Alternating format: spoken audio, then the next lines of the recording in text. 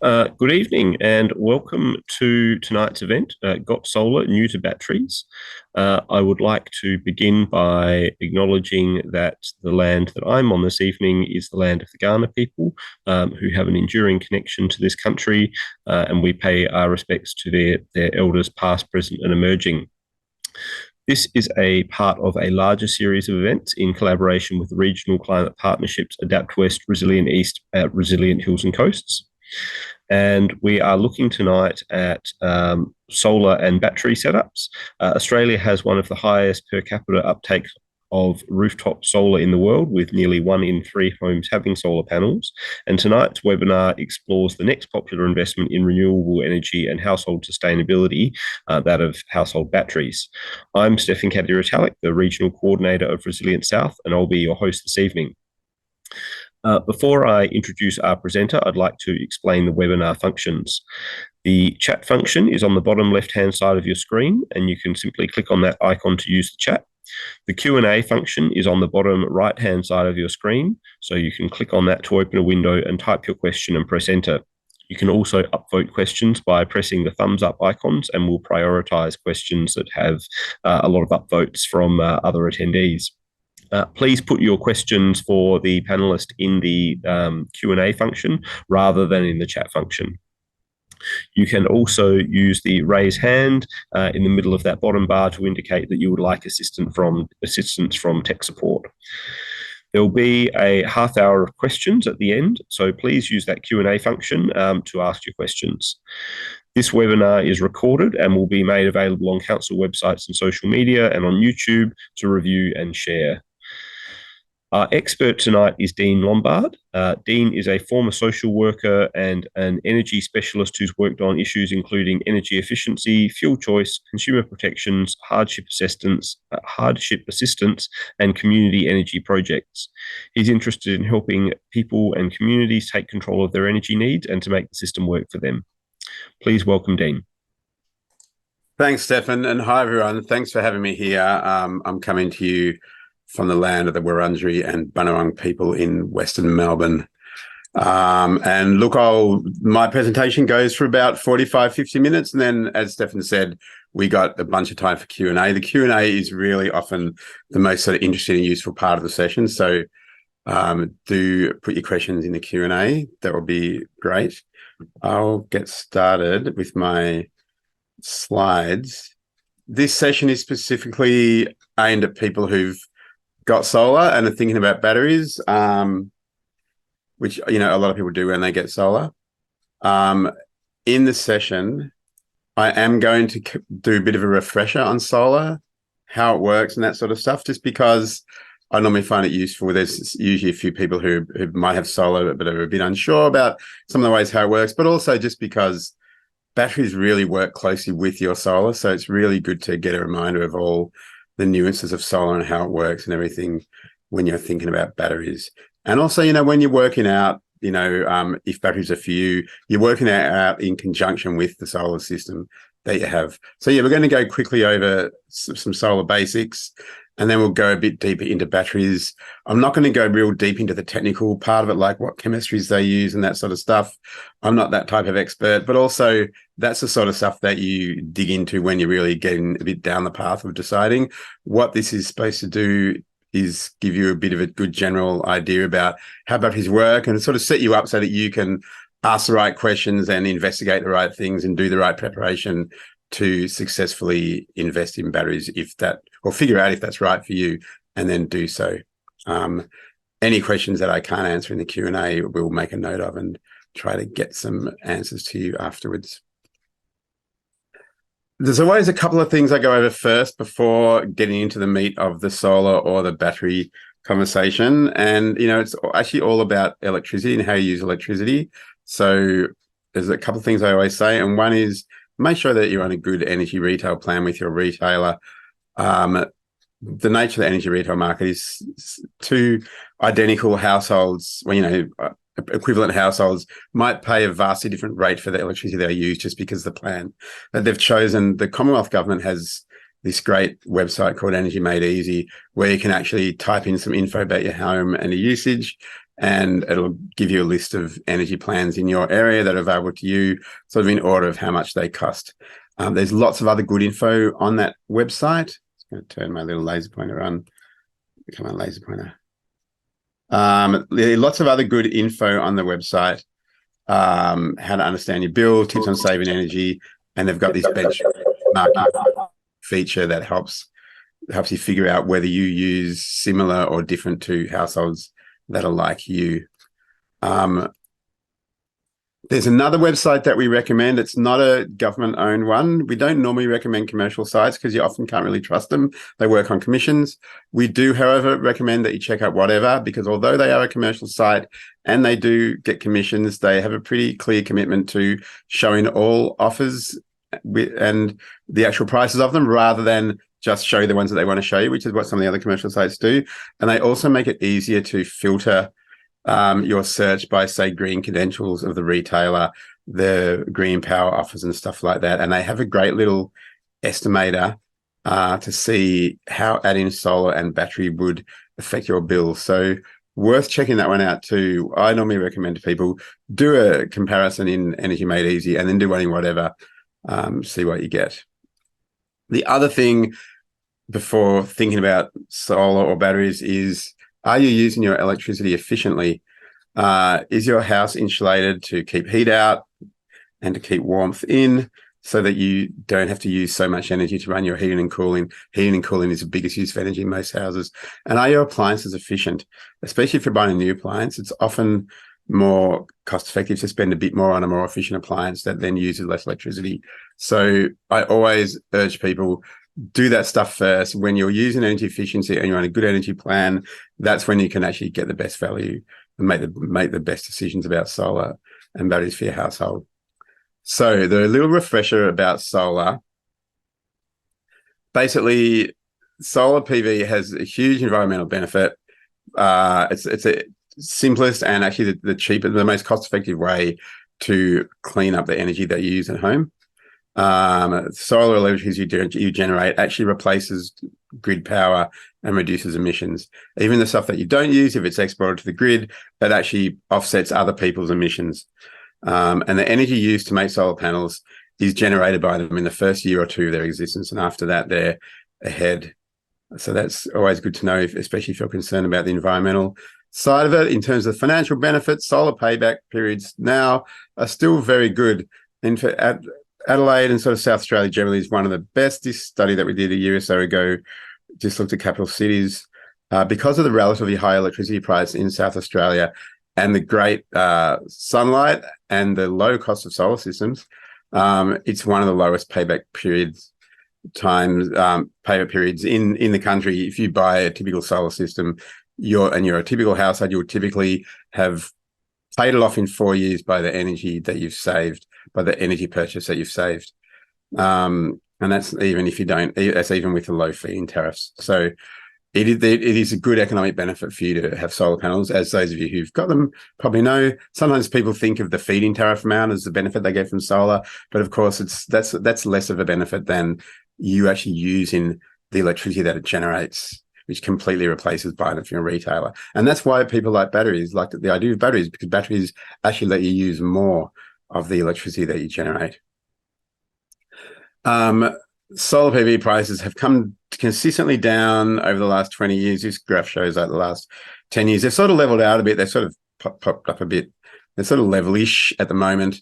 All expectations are that they're going to sort of curve down again. And just look, the basic facts, people sometimes get mixed up between solar panels and solar hot water. Solar panels are called solar PV, which stands for photovoltaic, which means it turns light into electricity. Hot water, solar hot water works a completely different way. I think Stefan mentioned 1 in 3 Australian homes have solar PV. In South Australia, it's over 40% of homes have solar PV, one of the highest penetrations in Australia and the world. And if you just look at homes that have a suitable roof for solar, that's nearly 80% of suitable homes in SA have solar. It's really happening in South Australia. And a lot of new solar installations also have batteries. The basic way that it works is The sun hits the solar panels, they turn it into electricity, they send it to the inverter, which converts it into basically the right type of electricity for your house and sends it to the switchboard. That's where your fuses or circuit breakers are. From the switchboard, the energy goes to power your appliances if they're being used and if there's enough energy generated from your solar system. If you're generating more than you're using, the rest gets sent out to the grid through your meter, and you normally get a feed-in tariff for that. If you're there can also be times when you're using more electricity than the solar is generating. In that case, you'll top up with energy from the grid for the extra amount. Rebates, people know that the South Australian government rebates for solar, that program has stopped, but there's still a rebate from the federal government. It's a scheme called STC, Small Technology Certificates. It's part of the renewable energy target. Basically represents, the contribution that your system makes to the national renewable energy target. You don't really need to worry about those rebates because the person who sells you a solar system, they actually claim that rebate and they use it to lower the cost of the solar system. So when you look at prices for solar systems, they generally include that rebate already discounted off them. Feed-in tariffs currently around, on average, about 5 cents. There's a lot of variation though. Anything you send back to the grid, you get a feed-in tariff for. The tariff might be zero. It depends on your retailer. Basically the electricity that your solar generates that you don't use is sent out to the grid. It's basically used by your nearest neighbours, and your energy retailer is credited for it in the market system. So it counts as energy they're supplying.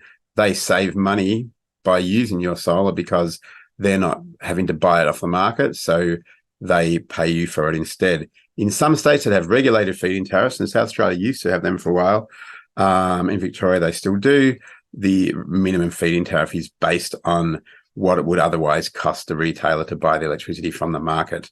In South Australia, it's not regulated, but plenty of retailers pay a similar rate to what it will be if it was regulated in that way, and some pay higher. Retailers like having solar customers. It gives them a bit more flexibility in meeting their customers' demands. And yeah, the feed-in tariff is usually a credit on your bill. That's often the most obvious way to see the benefit you're getting from your solar. But like I said, the bigger benefit is actually using the electricity. Some of you might recall changing feed-in tariffs. Certainly feed-in tariffs have gotten a lot lower. They used to be very high. The premium feed-in tariff, some of you might be on it, 50 cents a kilowatt hour until 2028. Those early high feed-in tariffs were really designed to be above the value of the energy in order to help sort of kickstart the solar industry. It's no longer necessary to do that. People buy solar anyway. So like I said, there was regulated feed-in tariffs for a few years in South Australia based on the sort of market value. Now it's unregulated, but looking at the range of feed-in tariffs, some retailers pay nothing.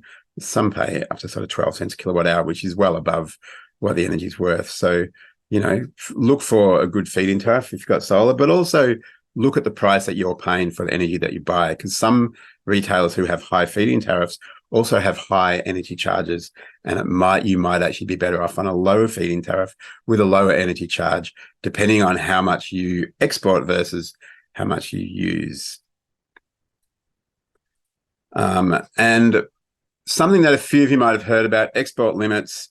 The network, which is the company that owns the poles and wires, which is South Australia Power Networks, they sometimes restrict how much you can export at any point in time, and that's really to manage the impact of all the solar exports on the network, which is really only sized for a certain amount of electricity. And in South Australia in particular, there are times when there's more solar energy being exported from rooftop solar into the grid than is actually being used by everybody else on the grid. That can cause some problems. So there's usually export limits, and you might be familiar with a 5 kilowatt export limit. It's like a fixed speed limit on a road, basically. For a typical size solar system, it doesn't really affect it that much. There's some movements in South Australia and eventually in other places in Australia to have what they call dynamic export limits, where they basically give you a higher export limit most of the time, but when the grid is quite stressed, like those times I mentioned, when there's more solar exports than energy even being used, they might reduce it down even to zero. It's a bit like when a speed limit on a road is reduced to roadworks. If you don't want a dynamic export limit, you'll probably have a lower export limit, like 1.5 kilowatts. But look, we've done a bit of modeling on flexible export limits, and it's hard to model it because you just don't know the criteria about how it will change. But it looks pretty clear that in most cases, people with flexible export limits will be able to export more of the time, because most of the time the grid is not stressed, only sometimes it is. So if your retailer or if SA Power Networks is talking to you about a flexible export limit, get more information off them and consider, look at how much you export and how much you use. It could actually be quite beneficial, and it's certainly beneficial for the grid. That's my very quick and dirty overview of solar. Oh no, it's not. There's a tiny bit more, isn't it? Okay, which is this bit. And this line graph just represents how much electricity you use at different times of day. Typically, we use most in the evening between sort of the end of school and work and leading towards bedtime, because you're cooking dinner, you're watching TV, you're having baths, whatever. And also use quite a bit in the morning when everyone gets up and turns on the coffee machine or makes toast or whatever, and usually uses less in the middle of the day. Now, of course, this is just typical and maybe average-ish, and it's very different for lots of people, especially now. A lot more people are maybe working from home. A lot of households have people at home even when other people are out at work. So, but still for most homes, there tends to be less used in the middle of the day than at each end of the day. And of course, the solar generation period is right in the middle of the day. It sort of starts as the sun sort of starts to make its way up in the sky, and it sort of finishes as it's sort of going down. And typically for most houses, even if you're not this low in the middle of the day, even if you're a bit more flat like this, you'll still usually generate more solar in the middle of the day than you use. So this is why when we talk to people about using solar most effectively, we often talk about try and use as much electricity as you can when your system's generating. That could be time in a hot water system, an electric hot water system to heat up in the middle of the day instead of overnight. It could be running dishwashers, washing machines, pool pumps, clothes dryers, whatever, on timers to go during the middle of the day. If your house is well insulated, you could, heat or cool your home in the middle of the day with a timer or something, even if you're not home, to lower the temperature so that you need less heating or cooling later in the day. Lots of ways to do it. And of course, when we think about batteries is another way of using some of that energy in the middle of the day, in that case by storing it instead of by using it directly. But it's worth thinking about, and I often have this conversation with people about batteries. A storage hot water system is sort of like a battery in that you're not using like a storage hot water system, you're not using it you're not using the water necessarily while you're heating it. You heat it now and you use it later. You're sort of converting the electricity into hot water, and then you're using it later when you use the hot water later. And that's sort of pretty much what a battery does.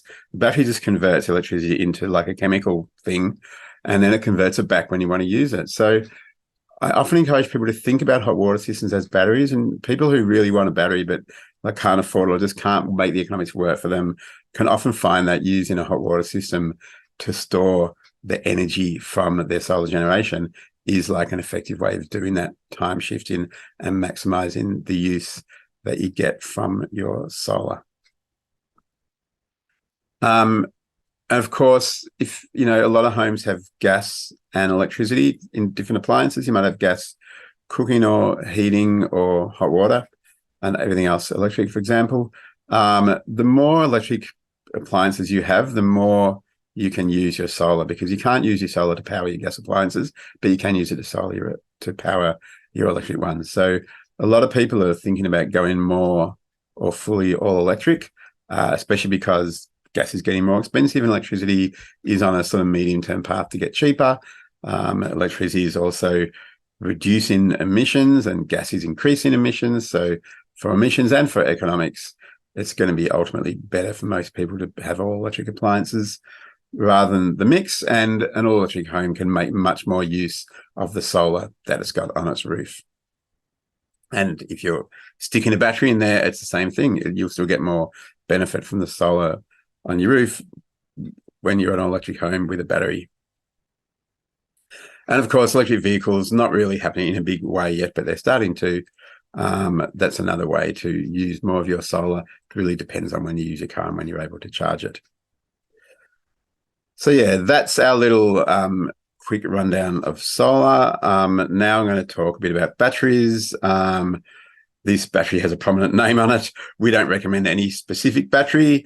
All the batteries in Australia that are accredited, by the Clean Energy Council or the Clean Energy Regulator to be, usable in our system, work fine. The criteria really is about the specifications of the battery and how it suits you. So yeah, I've covered a bit of this already. Why would you get a battery? Storing renewable energy for later use, that's literally what the battery does. It stores your solar generation so you can use it later. But, you can also use it to store electricity from the grid. Time shifting your energy can, like I said, can help you use your solar more, but you can also use it to reduce grid consumption. And if you've got a time of use tariff that's got higher peak period, higher price in the peak period, in that afternoon period, then you can also specifically use a battery to help fuel your peak period consumption so that you use less of it at the more expensive rate. That's another sort of quite way that people often think about batteries. There's a thing called tariff arbitrage, which you can do with a battery, usually with a sort of a software service that helps you do it, but you could do it manually if you really want to spend a lot of time and energy doing it. That's basically when you would not just charge battery from your solar, but you might also just charge your battery when electricity is very cheap from the grid, and then export it back out into the grid, or use it when electricity is actually export it out to the grid when feed-in tariffs are more expensive, because we're also in many places moving towards flexible time variant feed-in tariffs, where feed-in tariff during the day might be low, but it might be higher during that peak period. They've certainly got them in Victoria as a regulated option to have a time variant feed-in tariff where the feed-in tariff is much, much higher in that late afternoon, early evening time when solar stops generating. I'm not sure whether there are many or any flexible feed-in tariffs in South Australia, but if there are, this is a way that you can use your battery to, charge it up when electricity is cheap. And often electricity is cheap in the very middle of the day because of all the solar, and then you could feed it back in when the feed-in tariffs are quite high. For many people, a battery is to keep electricity on during a blackout. That's an outage, so that's obviously a very useful form of battery. And for a lot of people, that's a factor that's sort of adjacent to, is it financially worth it? Because you might be prepared to pay a bit extra for your system if it means you can ride out a blackout. But it's pretty important if that is one of your aims with a battery, that you make sure that you specify when you design or choose a battery and get the system designed by the installer, that you specify that it's to be set up so that it will operate during an outage. Because by default, solar and battery systems disconnect and switch off when there's a grid outage, and there's a safety reason for that. When there's an outage, people from the network company will be working on the lines, and if there are houses generating solar and exporting it out into the grid, when there was an outage happening, that would be dangerous for the people working on the lines. So most solar systems go into this islanded, have this what they call an anti-islanding function, where they basically shut down when there's an outage. They rely on the grid voltage to run. They're designed to do it that way. You can get a solar and battery system set up as I think it's called is it called an anti-islanding or islanding? I can't remember the exact terminology, but you would talk to your battery or solar installer about it. You can get it set up so that it goes into islanded mode, which means that your solar will generate and your battery will store the energy, but it doesn't export anything out beyond the meter, and the electricity beyond the meter stays sort of dead, basically. These islandable solar and battery systems usually cost a bit more. The inverter, it's all up to the inverter usually, and that has to be set up a special way, because typical solar system and inverter uses the grid frequency and the grid voltage as part of how it manages the system. An islandable inverter needs to do all that system management itself. So they're a bit more expensive, but would be worth it if having power during an outage is important to you. And, that island ability can also be helpful if there's issues in your grid, like if there's voltage problems in the grid that are causing issues in your house, you can, again, you could get a solar and battery system set up so that it can detect that problem and island when necessary in order to keep the power quality in your home where it's supposed to be. More energy independence is a reason a lot of people think about for battery. That's not just about saving money, and it's not necessarily about the environment, but they want to be more independent from, big corporations, energy retailers, etc. It's important to a lot of people. That's that may be a very valid reason if that's important to you for having a battery and solar system.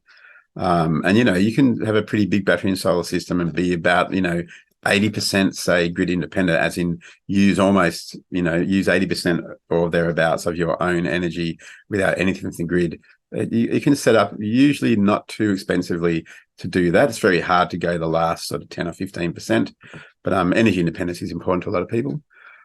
Some people really want to support the development of new technology, clean energy, renewable energy, home energy systems. And, that's the reason a lot of people that you speak to who invested in solar early on when it was very expensive, that was one of their reasons they wanted to get in on this new technology when it was new and learn about it, find out about it, and support the development by investing in it. So that's the reason a lot of people have. And look, some people want to go off grid. And there have been people who've gone off grid in the middle of cities. It's actually very expensive to do that. For some people, it's important, so they do it. Even if you're sort of in a regional or rural area, it's usually pretty expensive to go off grid and not usually worth it economically. Like I said, you can have battery and solar system to, get you through outages and stuff, but still not be fully off grid. And you can usually do that a lot more economically than going completely off grid. Because when you go off grid, you need enough storage and enough generation to get through, a week of cloudy sort of weather, basically. But if you're in a remote or rural location where there's no energy connection and you'd have to pay to get connected to the grid, in that case, going off grid is usually worth it because it can cost tens of thousands of dollars to connect to a network if you're not already connected, and that's when setting up off grid can work. But that's a bit of an edge case for most people. People often ask about the sustainability and the economic benefits of batteries.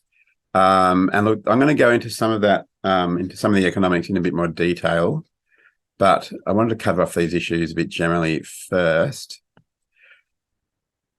In terms of sustainability, which for a lot of people, but not all people, is one of their reasons for going this way, it's not a huge environmental benefit.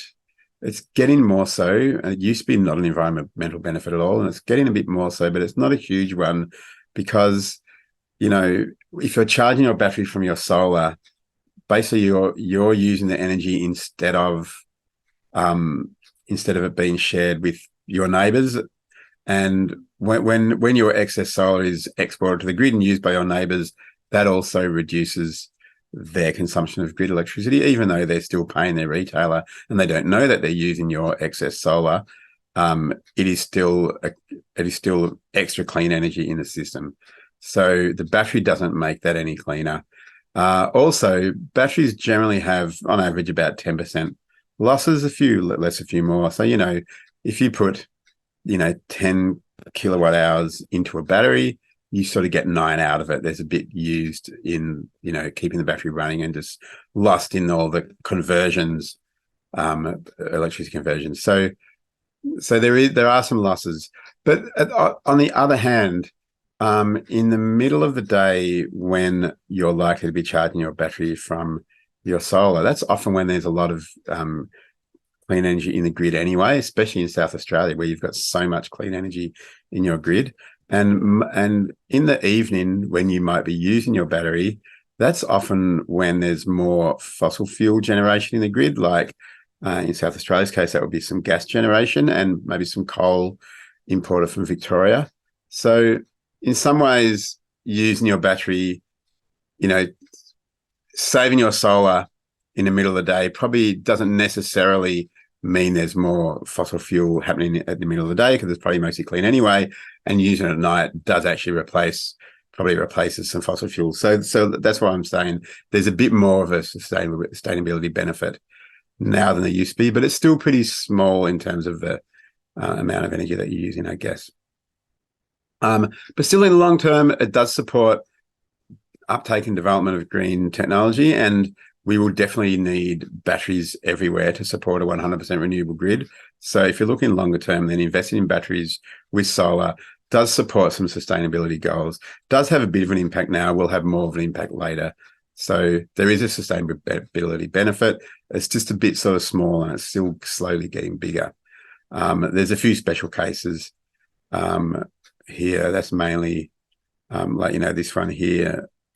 If you're going off grid, say in a rural area, then you're using renewable energy. You also avoid the embodied energy of building that grid augmentation to connect your house, for example, or reducing diesel generation. So there's a few edge cases where there's probably even more sustainability benefit.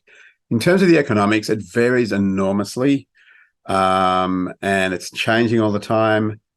There's not that many solar and battery systems that will get a sort of a 10-year payback. That's what's normally considered a good life cycle to measure payback, because most inverters are warranted for about 10 years, and a lot of batteries are warranted for about 10 years. So the expected lifespan is probably a bit more than 10 years.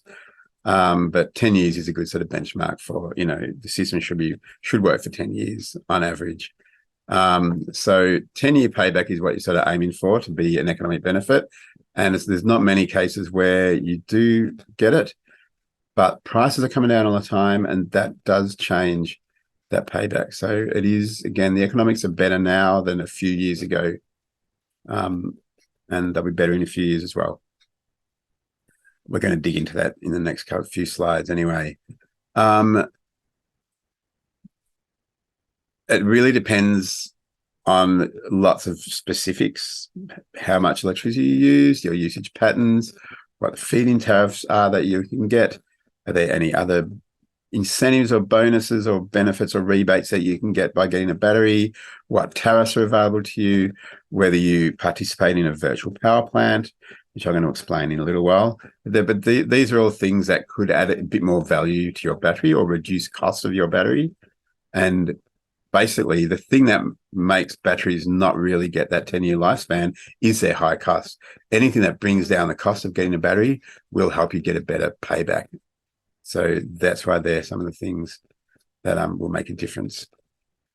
It's more likely to be a benefit if you have large energy usage, if you've got a time of use tariff, if you can't export all your solar, because then it's just been wasted and you're not getting feed-in tariffs, or if you really are limited in how much usage you can shift into the middle of the day. So there are a few things that might make it more likely for a battery to be an economic benefit. And this is why I can never sort of say batteries are great for you.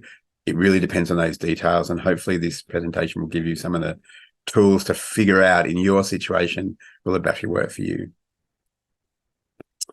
I ran a few simulations through this solar and battery calculator for this presentation, because I wanted to give a bit of a picture of some of the details with paybacks. So let's have a look at this. So I used the Solar Quotes battery calculator. That's just a commercial company.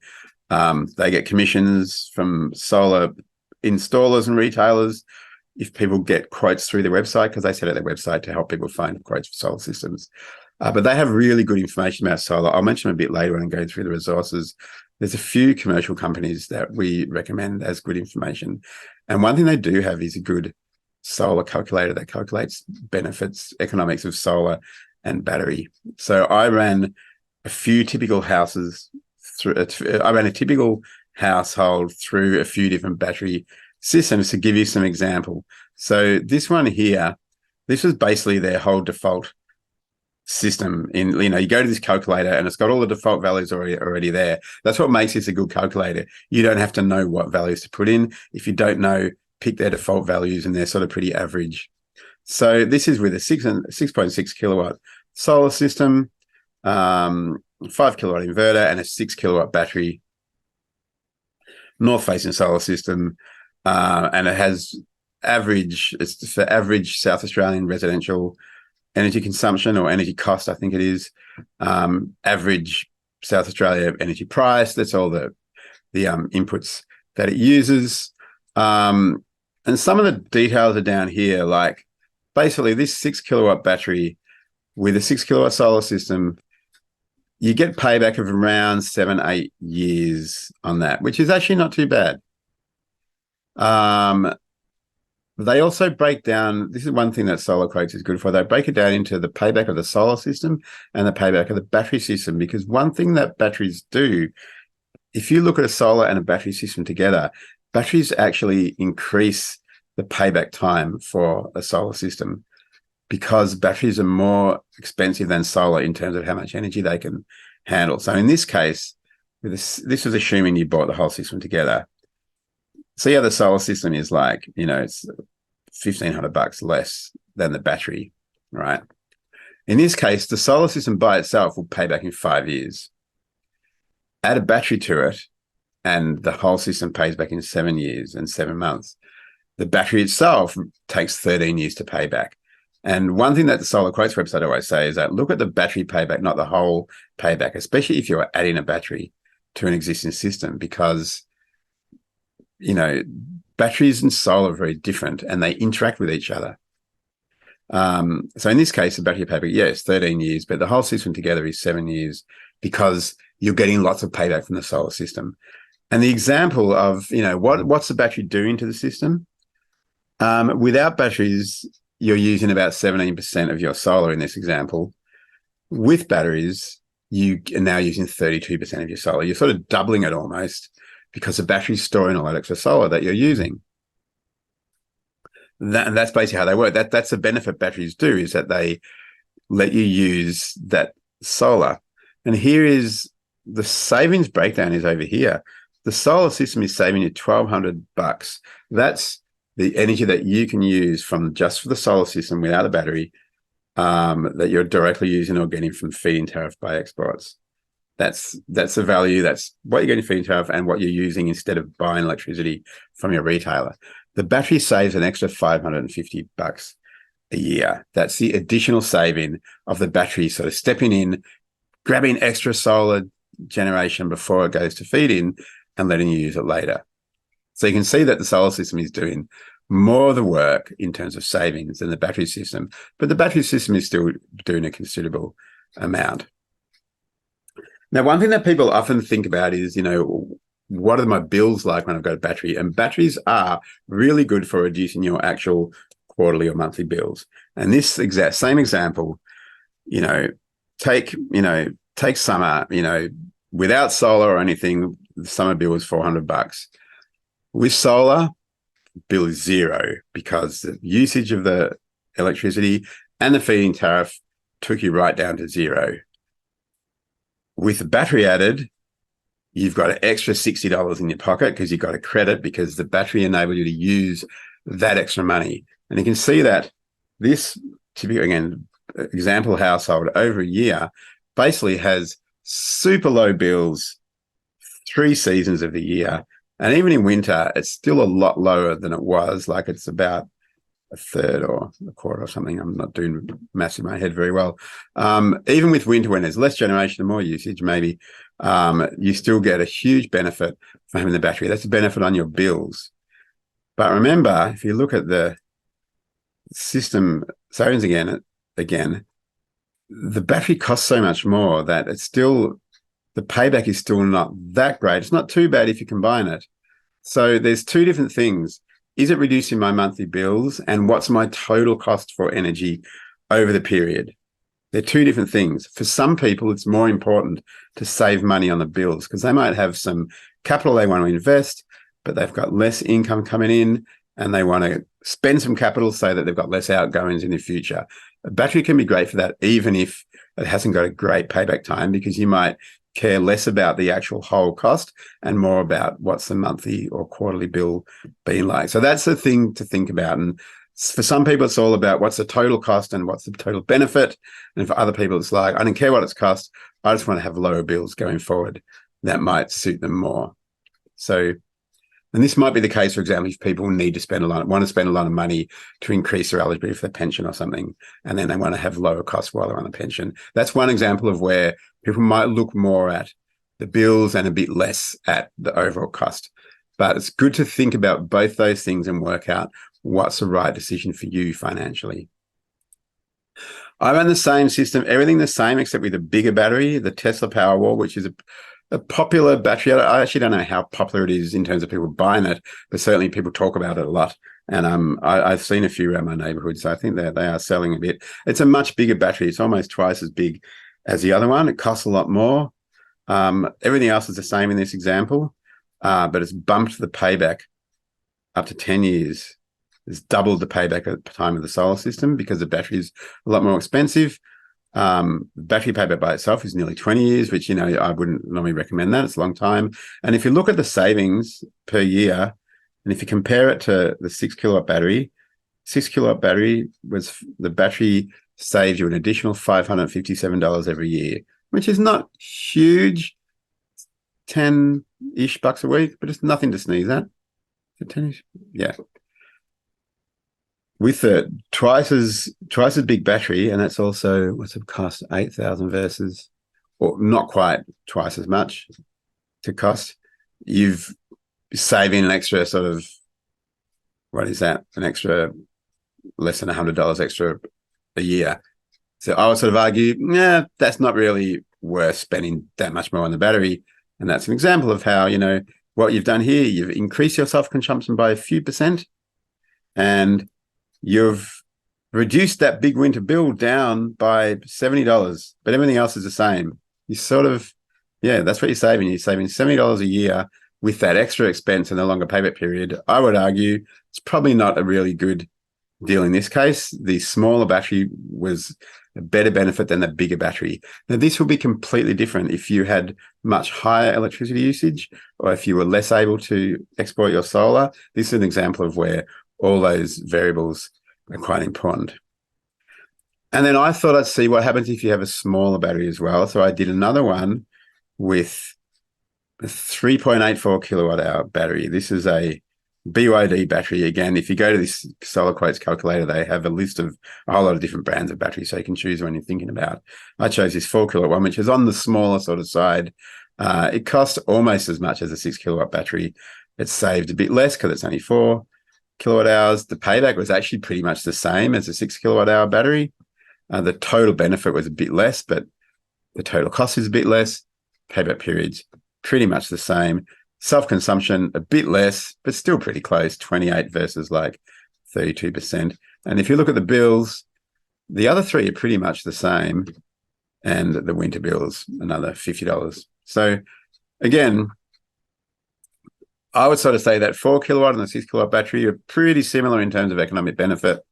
One's $1,000 or $2 less expensive to buy. So, this depends on how much you've got to spend, how much saving money is important to you, how much the other things are important to you. And as you can see, it's a bit complicated. These calculators make it easy because in the end, you don't need to understand or get your head around all the details.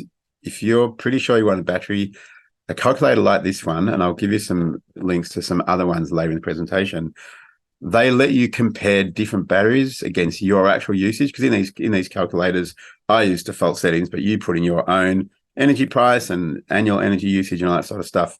You can put in the actual price that you get if you got quotes off an installer. You can actually work out to a pretty good bit of detail what the economic performance of it is for you.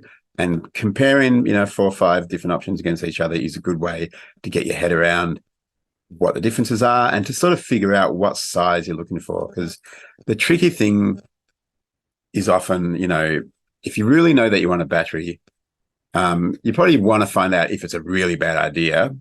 But if it's not a really bad idea, you still want to know, well, what size do I need to get and what's the benefit I can expect to get for my money? So that's where those calculators, I think, are really handy. And you can play with them for hours and try all sorts of options. I'm going to go a bit into how batteries work. And some of you will know this because I'm not going into lots of technical detail, but just generally how it fits with your solar system. And going back to our picture that you remember of the sun hitting your solar panels, turning the light into electricity, going into your inverter. And in this case, if you're not in any electrician, so we've still got you're using some electricity in your appliances, but anything that you're not, instead of going out to the grid for the feed-in tariff, goes into the battery. That's the difference. Unused solar generation goes to the battery first before it goes to the grid. Now, you can configure some batteries to operate differently. You might configure it to let the export go to the grid and to charge up the battery at a different time. If you're doing some more complicated stuff with your battery, like maybe you're part of a virtual power plant and they're sort of controlling it, or maybe you're trying to do tariff arbitrage, like, you might do differently. But the way that most people have a battery is just like, I want to use as much solar as possible. So you'd use a default setting, which is stick my excess solar into the battery until the battery's full and then send it to the grid. And that's what this example is doing. Still going through the inverter. Look, there's a few different ways to connect batteries, and I'm not going to go into the detail because the more important thing is the specs of the battery and how it will perform. But some batteries will connect to your inverter, and some batteries will have their own inverter and connect in between. That depends. If you've been thinking about batteries for quite a few years, you might have heard about, make sure you get a system that can have a battery attached to it later. That used to mean get a hybrid inverter, which can have batteries as well as solar panels. But these days, most batteries have an inverter built in so that they can connect. They don't need to connect to the inverter. They can connect to the circuit next to the inverter. You can still get some batteries that connect to your regular inverter. Some, I think more inverters nowadays are sort of hybrid than used to be. They're less extra expensive than they used to be. But yeah, look, a lot of batteries, and the Tesla is an example. They have an inverter built in. Quite a few of the sort of packaged type batteries have inverters built in. So you don't really need to worry too much, but just that basically the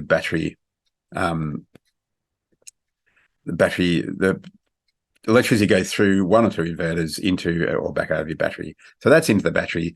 The battery is stored, and when there's no more solar coming, I should have rubbed out those arrows. When there's no more solar, again, the default setting is instead of drawing electricity from the grid, it draws it from the battery. Now, that's not just when the solar stops generating. It could also be if solar's generating, but you suddenly start using more electricity than the solar is generating, because maybe you turned on a high power appliance, the battery will put extra electricity into the circuit before you draw from the grid as well. So basically, the battery becomes the first port of call, and the grid is only the second port of call. That's basically how it works. I hope that explained it well enough. If I didn't, put a question in the Q&A, and I'll try harder in the Q&A. I want to do a quick diversion on power versus energy, because a lot of people get this confused, and not just people who don't know details, even people who know this stuff backwards get these confused. I got this confused last time I did one of these presentations, and it was written wrong in my slides, so it can happen to anyone. The confusion is because the two units for power and energy look very similar, and they are very similar. Power is measured in kilowatts, and energy is measured in kilowatt hours. Kilowatt hours is what your energy retailer charges you for through your meter. Kilowatts is what your solar export limit is. The way it works is, this is a good illustration. If you think of it like a hose, the power or the kilowatts is like the strength or the water pressure, how hard the water spits out of the hose, and the energy or the kilowatt hour is like the amount of water. So how much is in the bucket? So if you've got high kilowatts, high power, then you fill up the bucket quicker than if you have low kilowatts. And here's the example. Let's see, batteries are rated for both kilowatts and kilowatt hours, because kilowatt hours is how much energy is stored in the battery, and the power is how much power the battery can put out at any one time. This example, this battery can store 10 kilowatt hours, but it can discharge 5 kilowatts. So, kilowatt hour means basically kilowatts times time. That's how it works. So that means the battery can put out energy at its maximum rate for 2 hours, because 5 times 2 is 10. So 5 kilowatts for 1 hour is 5 kilowatt hours. If you do 5 kilowatts for 2 hours, that's 10 kilowatt hours. That's how much the battery can do. The reason why power is important is because your appliances each have different amount of power that they use, and your battery can only power them up to the limit that it can do. And an example here is a toaster is typically usually either 1.8 or 2.6 kilowatts. Let's say let's just say 2.6 to make the illustration easier. If the toaster is 2.6, what's 2.4? 2.4. If a toaster is 2.4 kilowatts and a hairdryer is 2.4 kilowatts, then that means if you're using a toaster and your hairdryer at the same time, that's pretty close to the maximum output that your battery is doing. And then if you turn on the oven at the same time, the battery can no longer provide all that, because the oven's probably another 2.6, 2.4 kilowatts. That will be too much. So yeah, the toaster and hairdryer sort of thing is a good example. Say you only had 2 kilowatts, and you had a 1.8 kilowatt toaster, you could use a toaster, but you couldn't use a hairdryer as well, because it will make it too much. That's why it's good to know the rating. And when you're choosing a battery, you've got to think about, what appliances do I normally use at the time I'm using the battery? Can my battery put out that much power? Or do I need to be careful and not use the hairdryer while I'm using the toaster? I mean, you'll experience this if you have too many things plugged into a power board. Like say you've got a coffee machine and a toaster and a kettle all plugged into the power board. You might trip the power board if you use them all at once, because it can only handle a certain amount of power. Same sort of thing. Battery can only supply so much. So try to remember, kilowatt hours is the amount, how much the bucket can hold. Kilowatts is the power, how much it can spit out at any one time. The other thing to think about with these data with batteries is that batteries usually can't use all the energy that they can hold.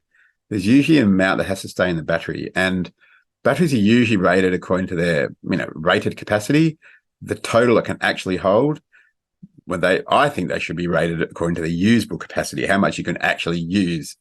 But if you look at the specs of a battery, it should say the rated capacity and the usable capacity. If you're doing maths on working out if the battery's got enough energy for your overnight usage, make sure you're looking at the usable capacity and not the rated capacity, because some energy always stays in the battery and you can't use it all. Very important. We're getting close to the end, which is good because we're running close on time. I pulled together a few of these links. Take a screenshot or take a photo of the screen or write them down. Or you can check out the video of this presentation when it goes online. These are some good resources for more information about batteries. Renew magazine that Renew puts out frequently has a lot of info about batteries. We often do sort of comparisons of new batteries coming out. The Clean Energy Council has an approved battery list. That's a good way to see the list.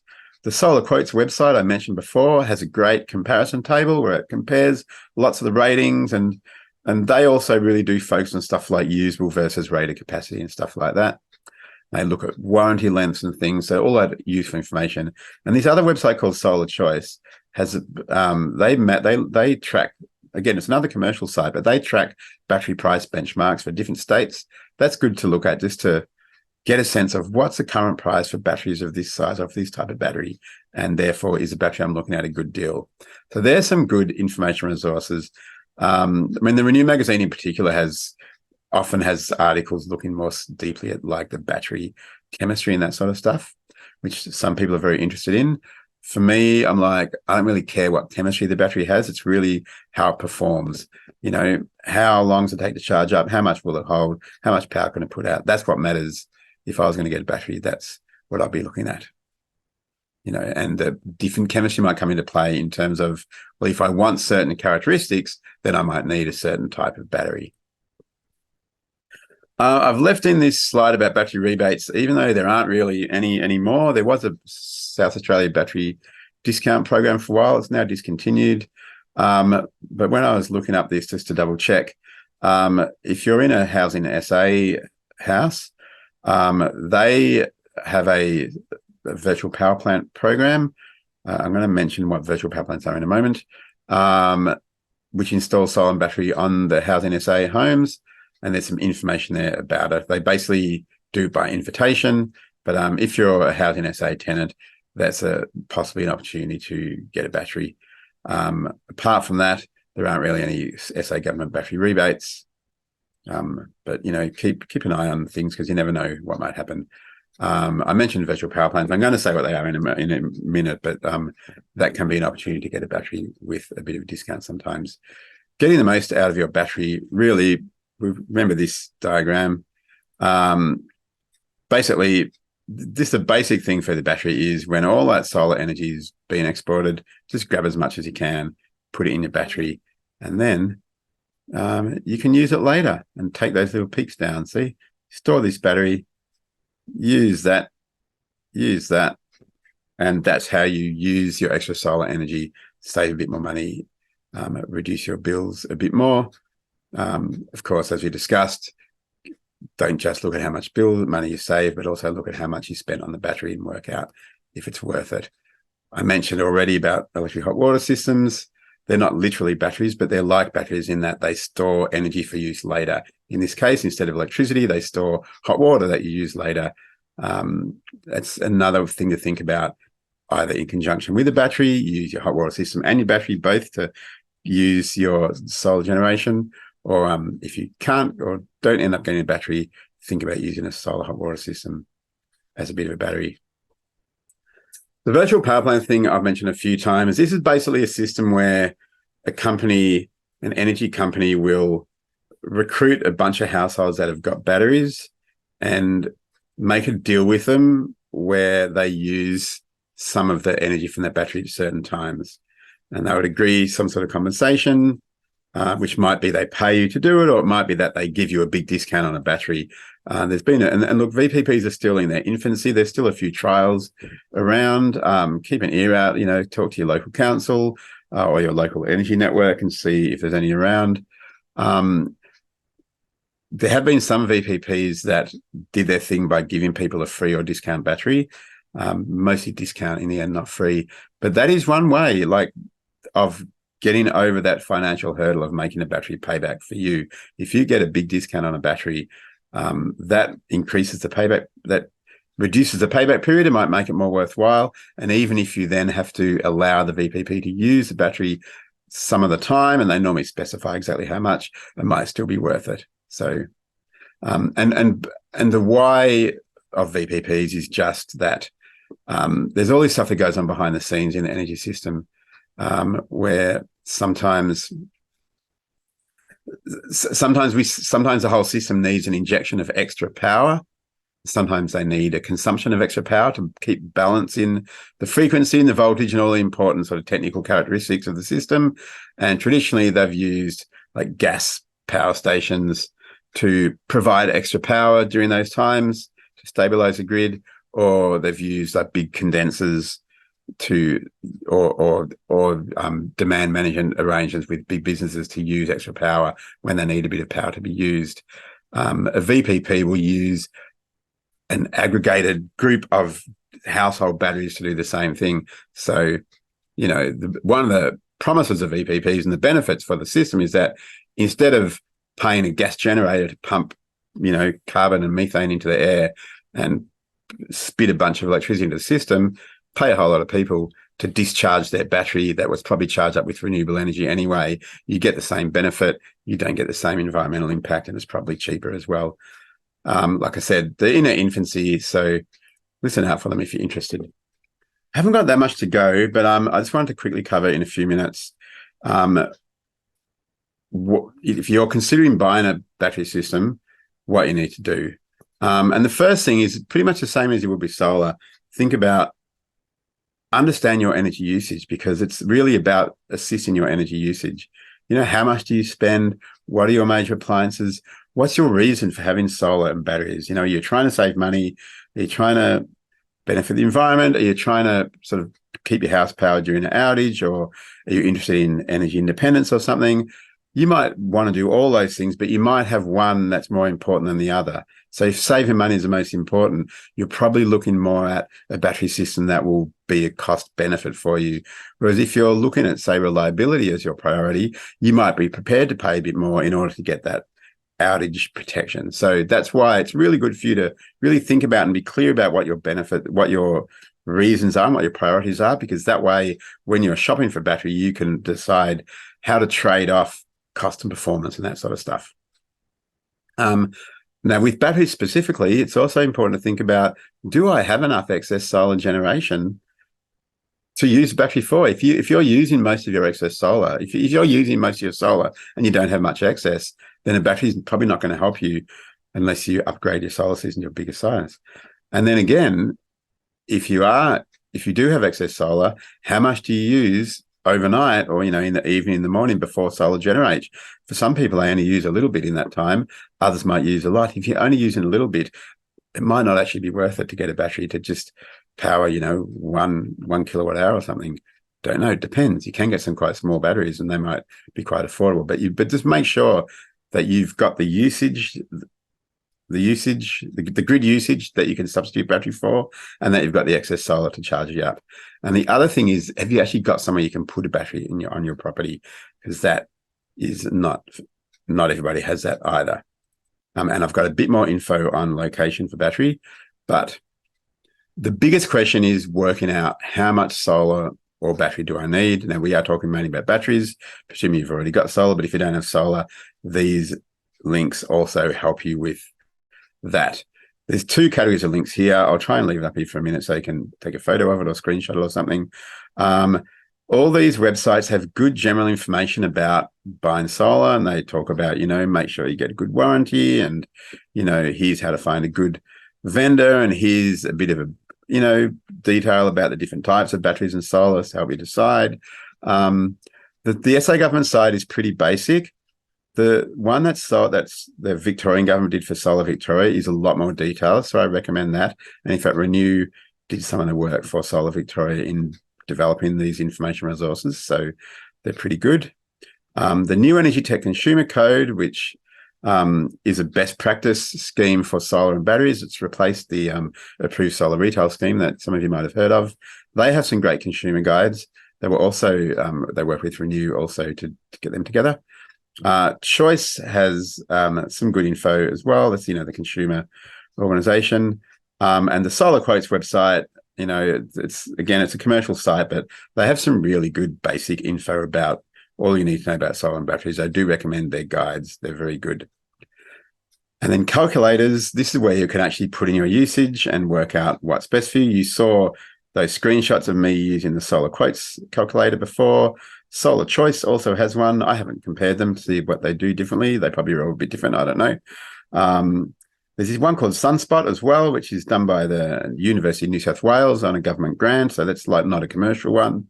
That's also quite good. And they let you, look at a Google map photo of your house and work out where to put the panels and everything. And Renew has a calculator called Sunulator on our website. It's a bit complicated. If you're a bit comfortable with sort of spreadsheets and Excel, then it's very detailed and it's very flexible. But there's a bit of a learning curve. There's some great learning materials as well. So if you're really keen on digging deep, the Sunulator is a good option. These ones are a bit more sort of simpler, less detailed, a bit more generic, but a bit simpler to use as well. So that's your sort of compromise. Things to look out for buying a battery. If you want outage backup, make sure you specify it, because not all batteries will do it. Not all systems will do it. If you want backup, make sure the battery's got enough capacity for it. See if there's a limit on inverters connected to the network, because so you check with your with SA Power Networks whether you can install a battery, because there might be an issue with the inverter amounts. There's some issues around location. They need to be ventilated and safe from being banged, and not too hot. There's some location requirements on the next slide. A bit more information. Look for warranties. I've got one last slide about warranties in a couple, but look for a good warranty. Compare warranties and go for the best ones. They're usually worth it. And check the conditions on warranties. Sometimes they're a bit tricky. The standard for locating a battery is an Australian standard that came out a few years ago. You have to have a non-combustible material behind the battery that sticks out 60 centimeters each side and 90 centimeters above. That only counts if the wall is combustible. So if it's brick or stone, you don't need it. If it's wood or something, you do. There's also, it can't be too close to a door or a window. This is all to protect against the impacts of fire if the battery caught fire, which is a rare thing. That it's pretty rare that it happens, but it's possible, and the standard is to protect against that. There's a few more details. Talk about it with your, if you're interested, talk to your installer. You can't put them inside your ceiling or inside a wall cavity or under a stairway. The whole thing is designed to, if the battery did catch fire, it's not going to cause additional problems. You can put them in garages, but you need to protect them against possible being hit by a car. And this is for batteries that are accredited by the Clean Energy Council. If they're not accredited, you have to put them in a purpose-built structure, which is rules those non-accredited batteries out for most urban people, but might work for you if you're rural. Batteries are much more complex than solar. You need to work out whether your property is a good candidate for it, whether your energy usage makes it worthwhile. So all of these things, and we've sort of covered them all already. You really need to get more understanding about how you use electricity, what times of day, work out whether you can use your excess solar and whether the battery has enough capacity for it. I really recommend trying the calculators with your information and trying different configurations and seeing what works for you. And also think about, be aware of the difference between retailers and installers. The retailers is the company that comes out and does it. The installer is the people who actually do the work. They're regulated completely different ways. The retailers might be an approved seller under the new Energy Tech Consumer Code, which I mentioned before, or they may not be. It's a good way to ensure that they have a bit of a higher standard. They're held to a sort of higher standard of work, of sort of customer relations. The installers are either subcontracted or employed by the retailers, and they need to be accredited by the Clean Energy Council. Choosing a retailer, these are two really good ways. The NetCC approved sellers on their website, newenergytech.org.au, is a good starting point for sellers that have signed up to a code of conduct.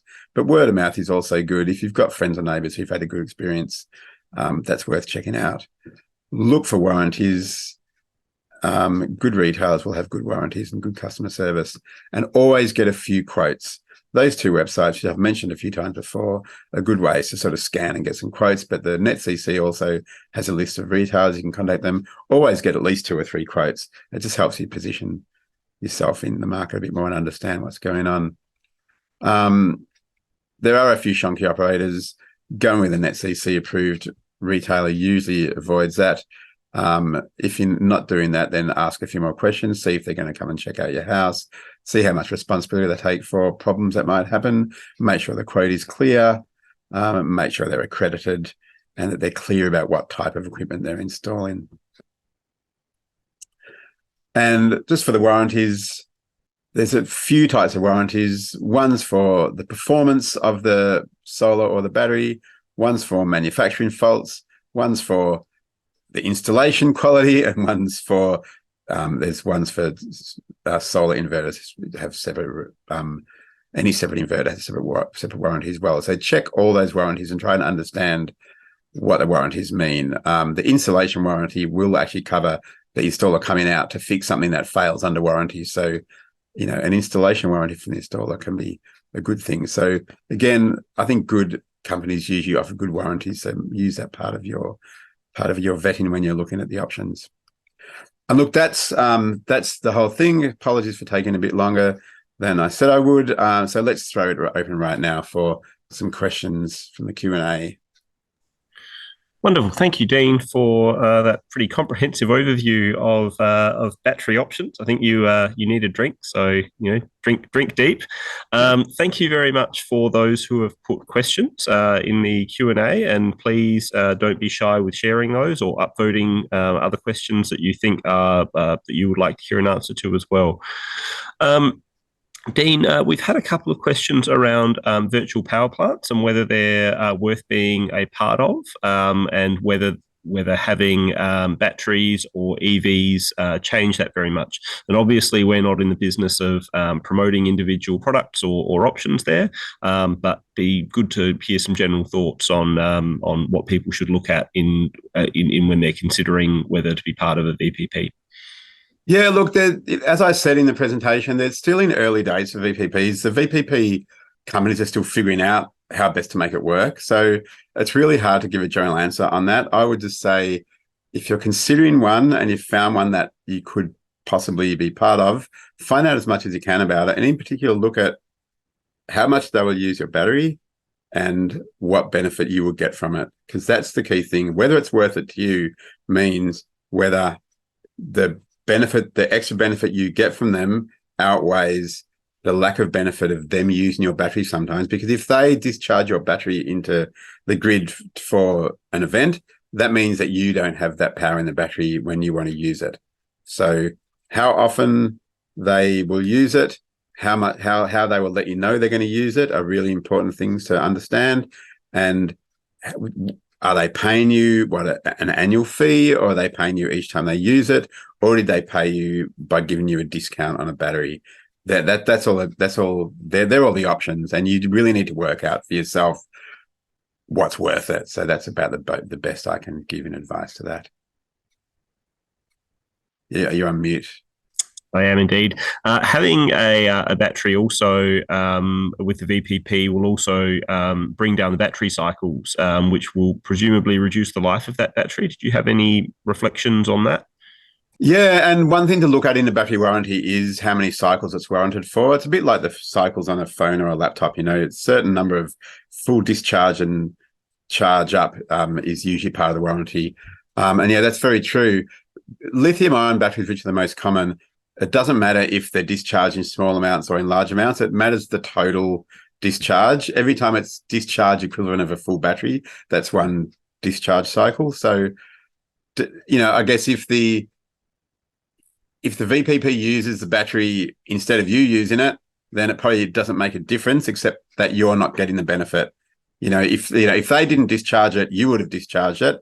If that's the case, then it's not making a difference to the life of the battery, but it's making a difference in that you didn't get to use it. If they charge and discharge it more times than you would use it, like if they use it all and then charge it up again for you and then use it again, then that might be more than you would use it. So again, it really depends on what they say in the deal about how they're going to use it.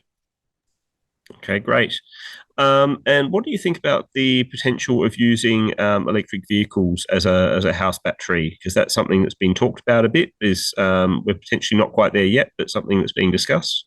Yeah, look, we're sort of not quite there yet, but it's definitely in the pipeline. There's actually three technologies that you might hear: V2G, which is vehicle to grid; V2P, which is vehicle V2P or V2H, I can't remember, but I think vehicle to whatever that means, vehicle, the battery charging your home.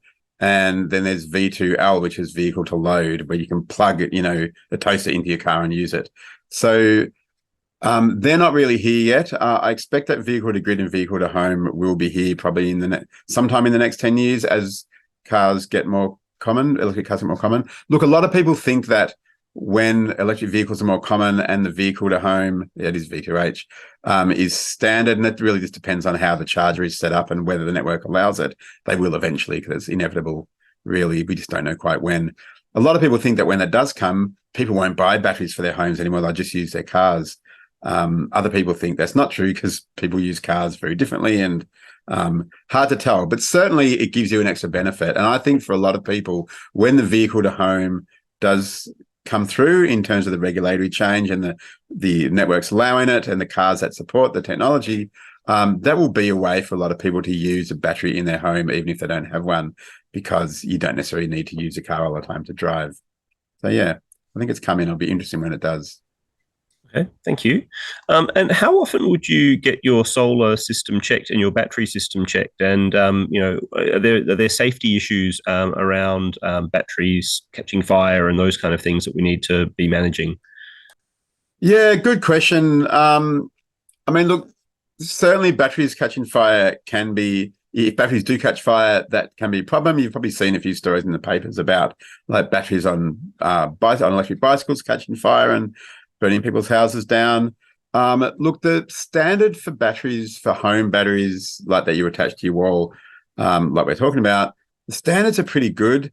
The regulation of the batteries, like, I mentioned the CEC accredited batteries, they'll have to meet very stringent safety requirements. And then the installation standard is to protect against fire. So look, I'm not an expert on, I can't really, I'm not an expert on battery chemistry and how batteries work, and it's still early days. My sense is that it's not a particularly huge risk, but it's probably possible. It's probably more possible if there's damage to like physical damage to the battery. But yeah, look, it's still early days, and I'm not getting any sense that there's a particular safety issue with them. In terms of general inspection, look, it's probably, a lot of people say it's advisable for you to get electrical checks in your home every few years anyway, because things can degrade. Certainly for solar systems, there's not really a general guide on how often they should get checked. They're actually designed to sort of be cleaned by rain, and plenty of people never check their solar system and they're fine. Some companies offer a service where they'll check them every year, which I think is probably a bit too often. But probably every few years, if you sort of want to be cautious, it wouldn't hurt to get a solar system checked every few years, at 3 or 4 years, just to check that everything's okay. Is it working properly? And if you've got a battery, I'd probably include that in a check as well. Certainly, I speak to some people who did not know their solar system wasn't working, because they hadn't had it checked for ages and they weren't really paying attention to their bills. And they just, in those cases, it wasn't a safety issue. It was just a stop working. So it doesn't hurt to get it checked, but I wouldn't do it every year. I think every few years is probably good if you're cautious. Great, thank you. Do you have any advice on good integration apps and monitoring apps to, sort of home assistants to manage energy flows within the household? Good question. I've got a mental blank about the one that I'm thinking of. Look, a lot of the battery and solar companies have their own ones, and there's a few generic ones, and I really can't think of the one that's fairly well known. Solar something. Surely someone in the group knows what I'm talking about. There's one that's fairly common that you pay a bit extra for, and they monitor it. And I just, for the life of me, can't think. I've got their sticker on my laptop in my other room. Yeah, if you look up solar monitoring, you'll find the bigger Australian company that does a lot of it. Solar Analytics is the one I'm thinking of. Again, look, we don't recommend any particular company. They're one of the bigger third-party ones. You pay a fee and you get access to the monitoring. Is it worth it? Depends. I think we at Renew, we looked at it, we go, we're not really sure if it's that worth it unless you're really, really keen to do detailed monitoring of your system. Some people are. There's a few other platforms. There's also watchers who do similar stuff. They have an app and they're trying to build a bit of an online marketplace for demand management sort of stuff. It's early days. I think for most people, the app that comes with your battery or solar system is probably a good way to start. And that's really about knowing how it works. For most people, solar and batteries set and forget. It's there on your roof, it's on your wall, it charges up, it generates electricity, it charges the battery, and it works. And they usually have at least a basic app that comes with them so you can see what it's doing. Okay, great. And is it viable to have a battery installed for a small system, say 2.5 kilowatts, or even a system where you don't have solar at all, and you're looking at buying power at a cheaper time and then using it when otherwise it would cost more for you to buy it? Yeah, look, you'd really need to do the maths on that. I think for a small system like a 2 or 2.5 kilowatt system, again, that's probably an old system as well. It's probably operating a bit below its max, its original sort of capacity as well. So you'd really need to look at your energy data and see how much extra solar do I have. Look at your feeding tariff on your bill. How much are you feeding into the grid? Because that is what's available to your battery.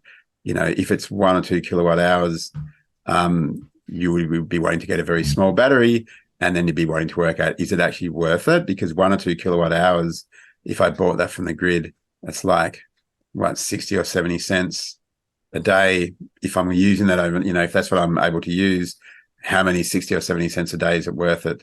Does it add up? How much does the battery cost add up? Will it outweigh that benefit? So that's the economics you got to sort of do. And what was the other part of the question? So, if you're using time of use to buy yeah, power when it's cheap and use it when it's expensive. Yeah, so if that's a tariff arbitrage thing I mentioned, to do that, you would need to be on a time variant electricity tariff so that you pay less at certain times of day and more at others. Like, typically at the moment, that would be very cheap in the middle of the day, very expensive at the afternoon and morning peak, and maybe middle price overnight. And then you would also need to have a time variant feed-in tariff, so that, for example, your feed-in tariff might be very low in the middle of the day, but higher at the in that evening peak. They do have those tariffs in Victoria.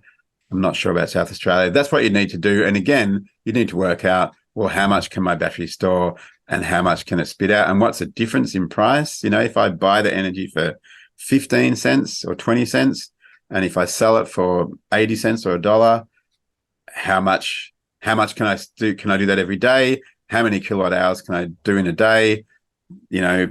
Dollar minus 30 cents, 70 cents each time, whatever it is. I don't know what the numbers would be. You just got to work it out. And that maths is actually a bit simple. It's just like, I can store 5 kilowatt hours at 30 cents and I can sell 5 kilowatt hours at $1.20. You can do that maths and work out how much you can do each day. And then if you can do that every day, that's the maximum you can make from it. You need to consider the usable capacity, not the rated capacity of the battery. And you need to figure out, okay, is that going to be worth buying a battery for? That's the question. Yeah, I guess a lot of these questions are going to require people to do pull out the spreadsheet and do some calculations to figure out if it works in their particular circumstance. Someone's just asked if a battery has an under 10-year payback, is it worthwhile? And that is all going to depend on how much power you're using and how much you're paying for it. So, well, this is where you can only work out the payback if you know how much electricity you'll use, how much spare solar you'll have, and how much you're paying for the battery. So you'd need all that information to do the payback. So in all of our analysis of solar and the battery, we sort of go, if you use all that information, your energy usage, your energy tariff, the size of the system, the ability, what you're going to use, if it works out to be a less than a 10-year payback, that normally means that's a positive benefit for most households in that situation, if nothing changes. But then what is the 10-year payback? If the 10-year payback is, if it zeroes out at 10 years, it's like, well, do you want to pay extra upfront and then save money and be in the same situation in 10 years? Is that worth it? It depends how long then the battery is going to keep lasting for. So, yeah, it depends. And it depends on, that's why I mentioned earlier about the priorities. If you also want other things, I really want energy independence. I really want to, contribute clean energy. I really want to have backup protection. If you got those things, that's an extra sort of non-financial benefit that you get. And in that case, if you're really into those benefits, then if you get to a zero-sum game in 10 years, that might be worth it. It's like, I'm not paying anymore and I'm getting these benefits. So and look, this is why I recommended those calculators on that slide earlier, because they're a good way to try out the options and see how to make it work for you. Great. So Nicola asked very early on, in regards to the solar expert figures that you were quoting, is that daily, weekly, or monthly? There's export figures. Was that I can't remember which was that when I was showing the examples, that was a percentage of how much. If you're talking, Nicola, about when I showed the examples from the calculator, that was the percentage of solar generation that you use and the percentage that you export. That works either way. It's on average over the period of time. So, on average over the year or the season, you use 30% or 17% of your solar and you export the rest. That will vary a bit each day, but that's the average over the time. Yeah, when the other illustrations I showed with the graph that went like this, that's really just an illustrative sort of one. It's going to vary each day because if there's more sun, you generate more, you use more some days than others. So it does sort of vary. So it's useful to look at the longer time period. And one thing that's good when you're doing this sort of analysis of your usage, it's always good to look over a whole year, because as some of those slides showed, you use different amounts of energy at different times of year, depending on what your appliances are. For example, if you've got electric heating, you might use more in winter than in spring and autumn. And if you've got air conditioning, you might also use more in summer than other times of year. So it will depend a bit. You see it especially with dual fuel homes. If you've got gas heating and electric air conditioning, you use way more electricity in summer and way more gas, but less electricity in winter, and sort of vice versa. Me in Victoria, I've got gas everything because that's what we have in Victoria. I use hardly any gas for most of the year, and then a whole lot in winter because of the heating. And then for electricity, I use a lot less. And then in summer, I've got an air conditioner, I use a lot more. So that's why it's good when you're looking at your energy usage. You look over the whole year, not just one bill, but look over the 12 months if you can, because then your average yearly usage is different to your usage for each sort of 3-month period. Could you tell us a little bit about portable batteries and the options that exist with those? Yeah, look, there are portable batteries that are designed for using, people use them on work sites. You might use them in the backyard if you've got electric equipment. You might take them camping. There's quite a range of those, and they're normally lithium ion. And they're, similar technology, but on a much smaller scale than the home batteries. You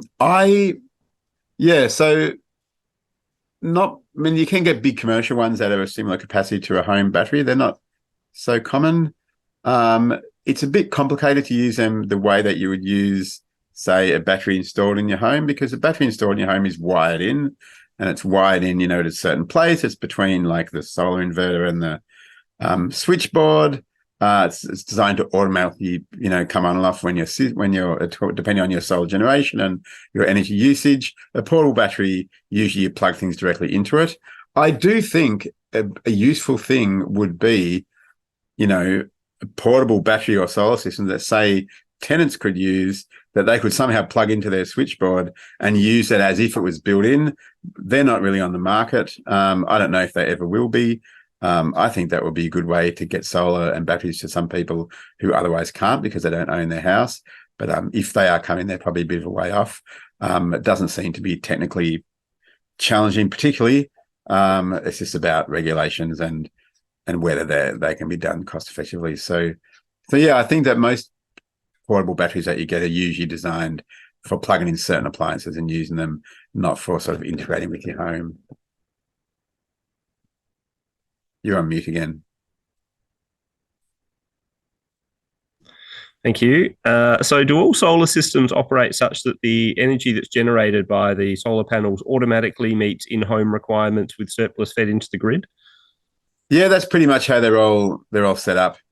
Yeah, I don't know really of any examples of that. I mean, some people have installed sort of special solar systems that only power, say, certain appliances.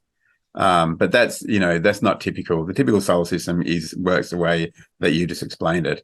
It just, it makes a hierarchy of where the home gets its energy from, and it's all about where it's connected. It's connected, to the switchboard. On the switchboard side of the meter, it's a source of it's the closest source of energy. Electricity flows to the closest point that it wants to get to. That's how people getting electrocuted works. If you touch a little wire, it goes, hey, there's a quicker way to ground through that person. That's what it does. So when you've got solar generation coming in before the meter box, when your appliance wants electricity, it draws it from that closer point.